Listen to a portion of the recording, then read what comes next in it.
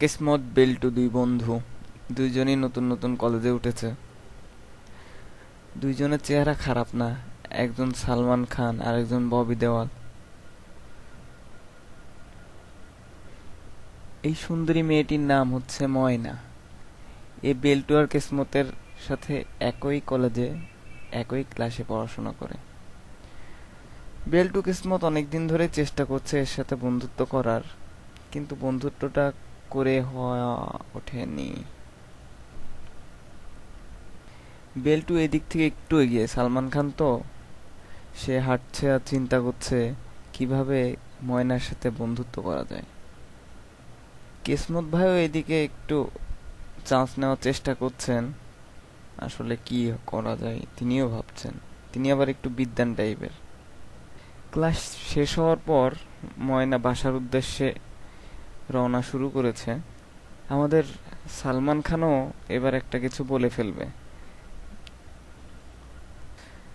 আমাদের সালমান খান ভেবে পাচ্ছে না সে কি আশিকি টু এর গান গাবে, নাকি এই পথ যদি না শেষ হয় এই গান গাবে। সে এই চিন্তা করতে করতে আসলে সময়টা পার করে ফেলছে।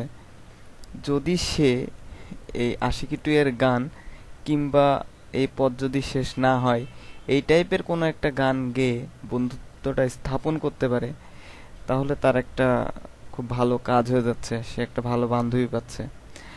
আর সে যে এই গান গাওয়ার মাধ্যমে বন্ধুত্ব স্থাপন করলো, একটা প্রসেস, যেটা আমাদের কিসমত ভাই হয়তো গান না গেয়ে সে একা একা চিন্তা করতে করতে হেঁটে সময় পার করে দিছে, এই জন্য হয়তো বন্ধুত্বটা তার সাথে হয়নি। তো যেহেতু আমাদের বেল্টু সাহেব এই কাজটা করে ফেলছেন, গান গাওয়ার মাধ্যমে তিনি বন্ধুত্ব করে ফেলছেন, তো এখানে গান গাওয়ার বিষয়টা হচ্ছে একটা নিয়ম বা প্রসিডিউর, যেটার মাধ্যমে সে বন্ধুত্ব স্থাপন করছে। এখানে এই গান গাওয়াটা হচ্ছে অ্যালগোরিদম। আমাদের প্রোগ্রামিংয়েও এরকম কিছু নিয়ম কানুন আছে, রুলস আছে, যেগুলোর মাধ্যমে কোনো প্রবলেম সলভ করা যাবে অনেক সহজে। তো বাস্তব লাইফেও তো এরকম অ্যালগোরিদম আছে। অ্যালগোরিদম খুবই সিম্পল জিনিস, আপনার প্রবলেম সলভ করার জন্য আপনি যে নিয়ম ফলো করবেন বা যে ওয়ে ফলো করবেন সেটাই আপনার অ্যালগোরিদম।